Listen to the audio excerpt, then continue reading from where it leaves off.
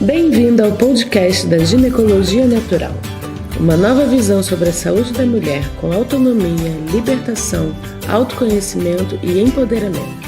Eu sou Bel Said, médica ginecologista. Olá, mulheres! Estamos de volta com mais um episódio dos podcasts da Ginecologia Natural.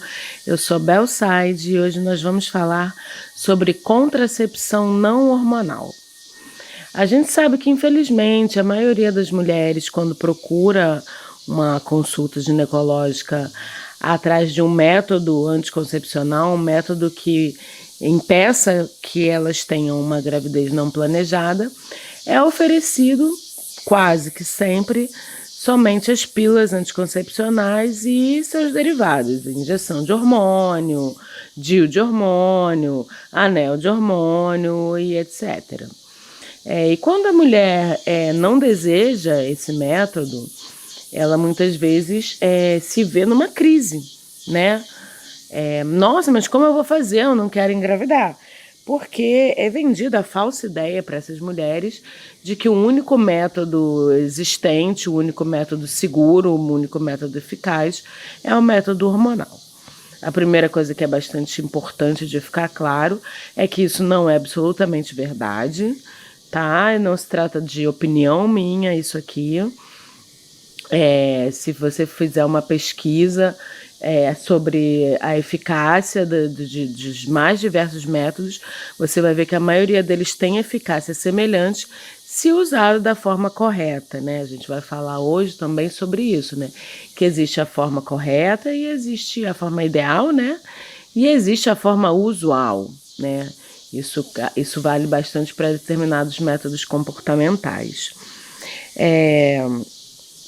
Então, quando se usa da forma correta, outras opções de método, a gente vai ver que eles são tão eficazes quanto a pílula anticoncepcional. É aquilo que eu sempre falo, a pílula anticoncepcional ela é um método que, estatisticamente falando, ela é eficaz, sim, mas ela carrega consigo muitas desvantagens que não acabam fazendo que não vale a pena fazer uso dela, uma vez que nós temos, sim, opções muito boas e muito melhores no contexto geral. As pessoas muitas vezes procuram contracepção natural, a ideia de contracepção natural. Bem, gente, uma coisa é contracepção natural, outra coisa é contracepção não hormonal, tá? Contracepção natural só existe uma, que é conhecer o ciclo menstrual, saber quando estamos férteis e prevenir gravidez durante o período fértil. E em se tratando de querer algo completamente natural, vai implicar em evitar, inclusive, em não ter relação sexual no período fértil, tá? Isso é um método natural. Define-se quando está fértil, define-se o período em que você está apta a engravidar e durante aquele período você não tem relação sexual. Então, dessa forma, você está prevenindo a gravidez de forma natural. Uma coisa bastante importante que tem que ficar claro desde o começo também aqui dessa conversa não existe nenhum método 100% seguro. O único método 100% seguro que garante 100% que a mulher não vai engravidar é não transar. Fora isso, absolutamente todos os métodos podem falhar. Todos os métodos têm seus índices de falha esperados, ok? Esse método natural, que é o método da percepção da fertilidade, são chamados métodos observacionais, né? Dentro desses métodos observacionais, pode-se associar a outros métodos no período fértil, que normalmente são os métodos de barreira. Isso é uma forma que eu recomendo bastante, que eu gosto bastante, que é perceber a fertilidade, conseguir distinguir o período fértil e no período fértil não precisa obrigatoriamente não ter relação sexual. Você pode, por exemplo, usar camisinha no período fértil, você pode usar o DIU no período fértil. Algumas mulheres fazem uso do método do coito interrompido no período fértil. Eu não considero um método seguro. É até legal a gente falar do coito interrompido. O coito interrompido, ele é um método, tá? É um método contraceptivo, mas ele sim tem uma taxa de falha bastante grande, né? E especialmente se você está fazendo esse método no período em que você sabe que você está ovulando, você está correndo um risco aí grande, tá? Não é um método recomendado por mim, mas é um método, pode ser uma opção de uma mulher. E essa questão da escolha do método contraceptivo também, muitas coisas têm que ser levadas em consideração, né? Não existe um método ideal. Bel, qual é o melhor método? Não existe. Eu tenho o que eu uso dentro do meu contexto, dentro do meu relacionamento, dentro do meu estilo de vida. E cada mulher vai ter o seu, né? Cada mulher vai se adaptar a um. Então, por exemplo, existem mulheres que podem estar num momento de vida em que elas não podem engravidar de forma alguma. E outras que, de repente, podem engravidar, mas não querem agora, mas também se engravidar não é tão grave assim. Eu estava esperando para o ano que vem, mas também tudo bem. E por aí vai. Então, isso já interfere na escolha. Entendeu? Por exemplo, da mulher optar por fazer o coito interrompido. Ela não quer, ela, por exemplo, tem um casamento estável, ela não gosta de usar camisinha, ela não quer usar camisinha com o marido dela, e eles desejam ter outro filho, estão planejando de repente para um pouco mais para frente, mas também, se por acaso acontecer, não é o fim do mundo. Então, o coito interrompido pode ser uma opção. Já para uma mulher que tá solteira e tem um boy que ela sai, ou conheceu um boy por aí e vai transar, com certeza não é uma boa opção, né? Até porque existe a questão das doenças, né, que a gente vai falar, e que realmente só a camisinha vai prevenir. Então, sem dúvida, é o meu conselho para mulheres. Claro que isso também é um tema que abrange muita coisa, né? A escolha da mulher quando tem um relacionamento estável, monogâmico, com acordo de exclusividade sexual, né, em que se faz os exames previamente e tal, e ela opta por não usar camisinha. É claro que isso é um acordo que vai envolver a confiança. Podemos o lança-mão, né? Agora, quando não se tem esse tipo de acordo, você abrir mão da camisinha é uma coisa muito complicada. Então, a gente recomenda, na minha opinião, né, o uso da camisinha em mulheres que não têm um relacionamento estável com um único parceiro.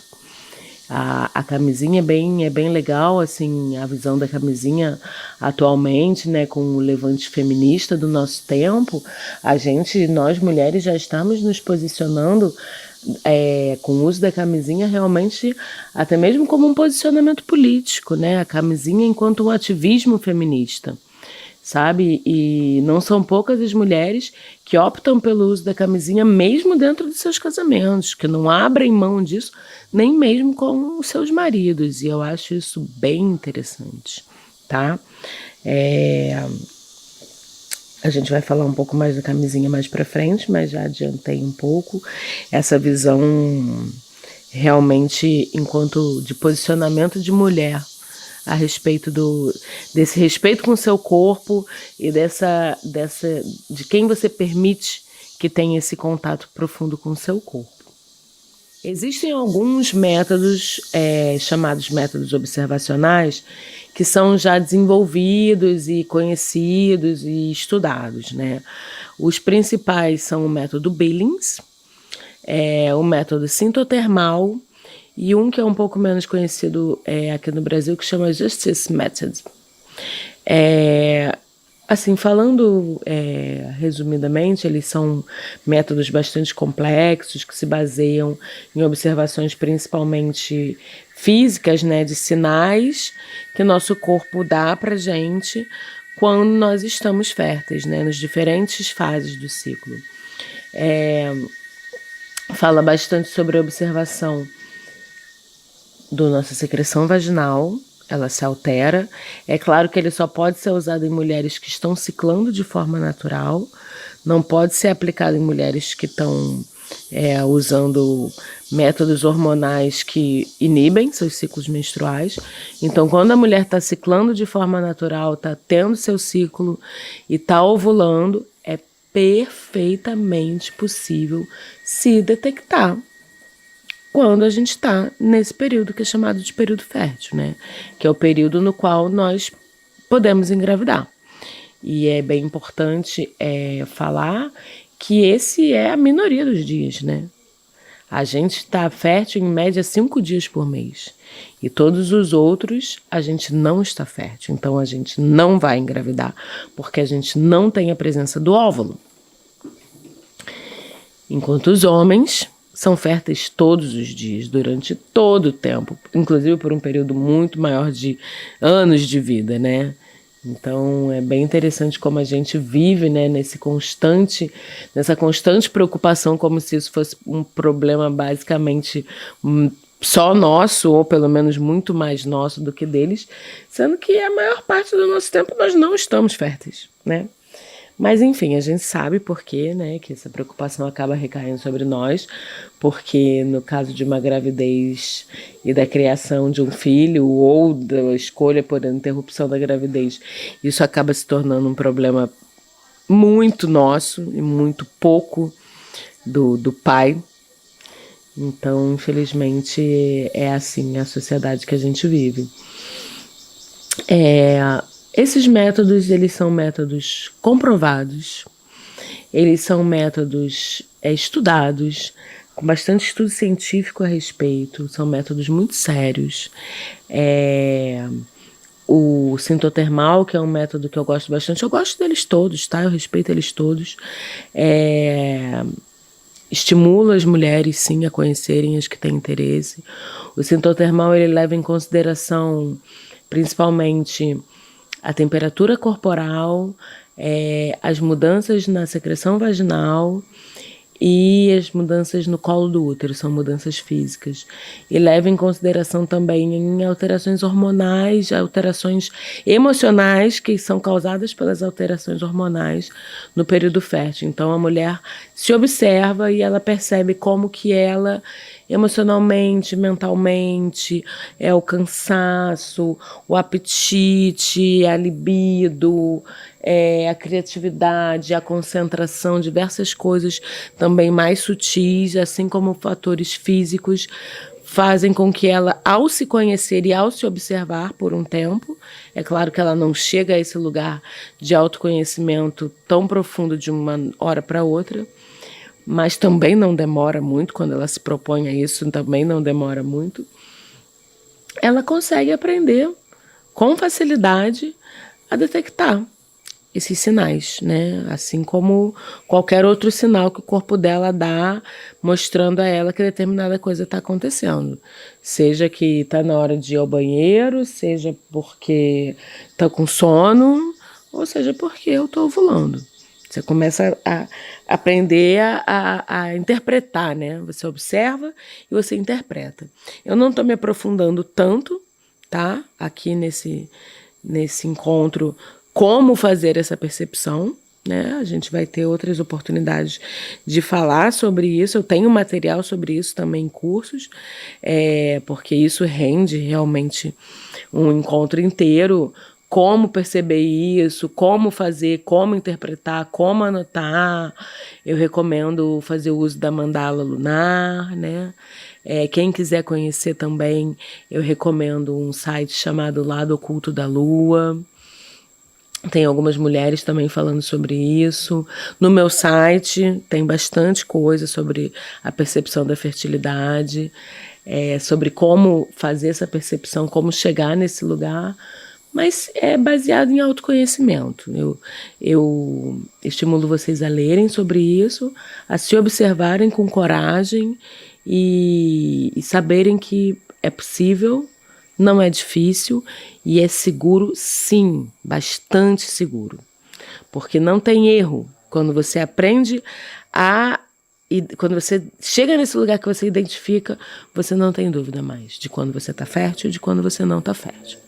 Inclusive, essa percepção do ciclo é uma percepção que eu recomendo para todas as mulheres, independente da questão da contracepção, né? Isso é uma tecla que eu bato sempre, que eu falo sempre e que eu vou sempre falar.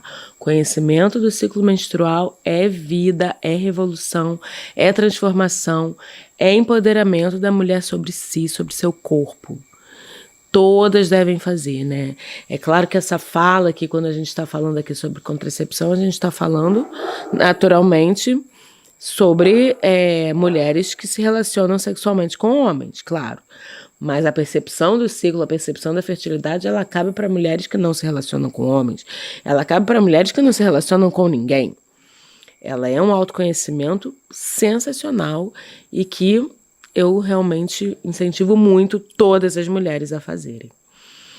Então, os demais métodos que podem ser opções para as mulheres aos métodos hormonais são exatamente os chamados métodos não hormonais, porque eles não são propriamente métodos naturais. Eles vão implicar em uso de determinadas coisas, né? Por exemplo, o mais comum, o mais popular são os métodos de barreira, que são o quê? A camisinha e o diafragma. A camisinha, nós temos a camisinha masculina e a camisinha feminina, né? Praticamente todo mundo sabe como é que funciona. A camisinha masculina tem principalmente as de látex, mas agora, felizmente, nós já temos bastante camisinhas de material que não é látex, então, para quem usava desculpa de eu tenho alergia, me irrita, não sei o que, nós já realmente tem pessoas que têm alergia ao látex. A maioria das pessoas não tem exatamente uma alergia, mas tem uma hipersensibilidade, fica assim irritado, fica às vezes vermelho, às vezes inchado, principalmente quando transa muito, quando usa muito, né? E sem lubrificante e tal. Mas, felizmente, atualmente tem novas marcas, né, que são de outros produtos, que não são de látex e que já estão resolvendo esse problema, né? Já conseguem ter uma sensibilidade bem maior. E qual é a grande vantagem, né? A grande vantagem da camisinha, a camisinha feminina também, ela também não é feita de látex, a maioria. Ela consiste num tubo que é fechado, tapado de um lado e do outro lado é aberto, com 2 anéis maleáveis que a mulher introduz dentro da vagina e tem a relação sexual ali, assim. Então, a camisinha feminina é a mulher que usa, a camisinha masculina é o homem que veste o pênis, né, com aquela capa. A maneira correta, e entrando naquele papo, né, do uso ideal e do uso real, a maneira correta de usar é desde o começo da relação sexual. Não haver penetração vaginal, contato algum do pênis com a vagina, sem estar com essa barreira, né? E isso vai aumentar, sem dúvida, o nível de proteção. O que acontece usualmente, que sabemos, é que boa parte das pessoas começa a relação sexual sem a camisinha e vai colocar a camisinha depois, e isso diminui bastante a eficácia, né?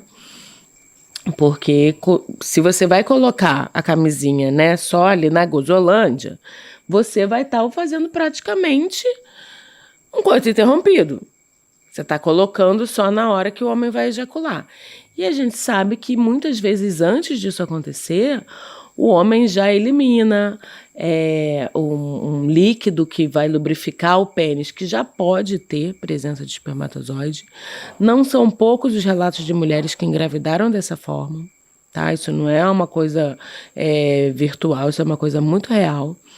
Assim como para nós mulheres, a gente está colocando essa responsabilidade inteiramente na mão do cara.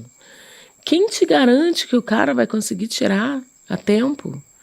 Quem te garante? Aí você vai perguntar para ele, tem certeza? Ele vai falar, oi, tenho. Quem te garante que ele tem essa certeza toda? Sabe? Então, é muito complicado. É muito complicado. Então, você está aumentando bastante as suas chances, né? Então, a maneira correta de usar para você ter uma alta eficácia, e quando usado da maneira correta, desde o começo até o final, terminou, tirou com pênis, no caso, né, da masculina, que é a mais comum, tirou com pênis ainda ereto. Se for começar de novo a transar, tem que limpar e botar uma nova. A eficácia da camisinha, ela é semelhante à da pílula anticoncepcional. Ela supera os 98%. Né? Então, outra coisa que eu escuto muitas mulheres falando, eu não confio só na camisinha. Você não confia só na camisinha ou você não confia em você? Que você vai mesmo usar a camisinha? Que são histórias diferentes. Se você realmente usar a camisinha de forma responsável, você não tem o que temer. Você não tem por que achar que aquilo não é seguro. É completamente seguro. Há muito que se refletir acerca do uso da camisinha, né? A camisinha é o único método que previne contra doenças, né? Realmente é o único. E também ele é o único método que você sabe na hora que falhou. Como eu já disse, todos os métodos são passíveis de falha, mas todos os outros você só descobre que falhou quando você descobre que está grávida. E tô grávida. Ué, mas eu uso DIU. Ué, mas eu uso pílula. Pois é, falha de método acontece. E aí você já tá grávida. No caso da camisinha, quando que ela falha? Quando ela sai, quando ela estoura. E você vê na hora. E aí você pode ou não tomar algum tipo de providência a respeito, certo? E é bem interessante quando a mulher tem o conhecimento do ciclo menstrual associado ao uso da camisinha, porque aí é excelente. Porque aí ela, beleza, tava transando de camisinha ali, bonitinha, né? Camisinha estourou. E aí ela, caramba, e agora? E aí ela para, calma aí. Eu tô fértil? Sim ou não? Se ela conhece o ciclo dela e ela sabe que ela não tá fértil, ela pode, de repente, ver que providências ela vai tomar acerca da exposição, a uma possível contaminação e tal. Mas com relação à gravidez, ela não vai precisar se preocupar. Ela sabe que ela está fora do período fértil.